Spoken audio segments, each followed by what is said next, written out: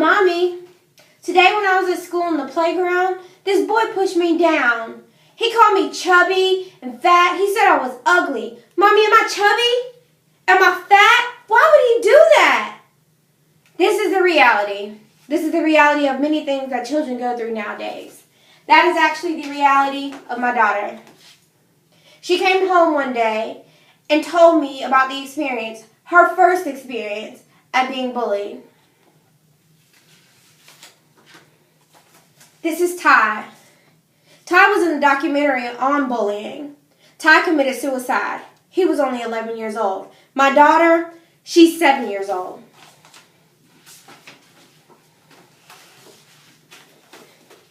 This was my bully. This was the one girl who thought I was the quiet, shy person and she could torment me. This was her. This was my bully. This is the reality. The reality of many teens and adolescents today. As parents, as teachers, as parents of bullies, we have to do something. We have to take action. Today I'm here to convince you that bullying is a major problem here in America. It's many children, more children than mine or those before me. There'll be many more to come. We have to take action. There needs to be parent involvement, better supervision during school hours. And we have to discuss these problems and these actions with the bullies, their targets, and their parents. Let's elaborate a little bit more on that. In an article, How to Toughen Up Your Kid to Face Bullies, by an author by the last name of Hatter, he speaks about how you should tell your children, walk straight, head up, confidence. Be confident in your stance. Talk confidently when you're being approached by someone that wants to bully you. Maintain eye contact.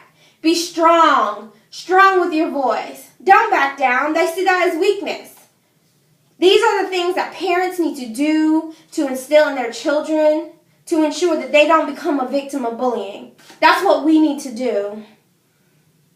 You can suggest alternatives to your child just to discourage the bully. Give them options. But we also need to put that on the teachers and the school officials. Many school officials don't think, there's a bullying problem, but that's what kids do. Hey, that's what kids do. But now, in this day and age, it's getting out of hand. Kids are killing themselves.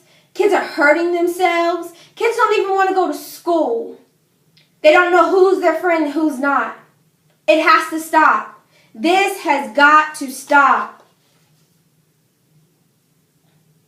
Teachers need to provide solutions.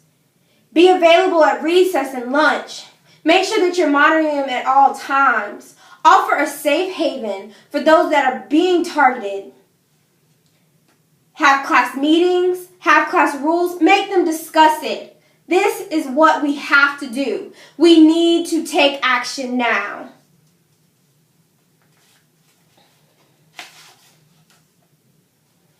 In an article called Support Kids Involved, assure the child it's not their fault. It's not your fault. This is never your fault. Being bullied and tormented is never anyone's fault, especially not the victims. We've got to get down to talking, finding out the reason behind why the bullies are doing what they're doing. Do they have low self-esteem? Is there something going on at home? We have to understand what it is that they're going through that they need to bully someone else. We have to do better. As parents, as teachers, school officials, we have to do better. We have to ensure that our children are safe daily. Physical and psychological problems that bullying has caused is astronomical. We have to do better. Our children are our future. They're our tomorrow. Before you turn a blind eye at that child over there who's crying because they were just pushed down, or that child over there who's being talked about and screamed at by someone of their own age, we have got to do better. There has to be action. There has to be change now. The time is now. It's not going to stop if we don't do something now. Parents, teachers, everyone, you have to do something now.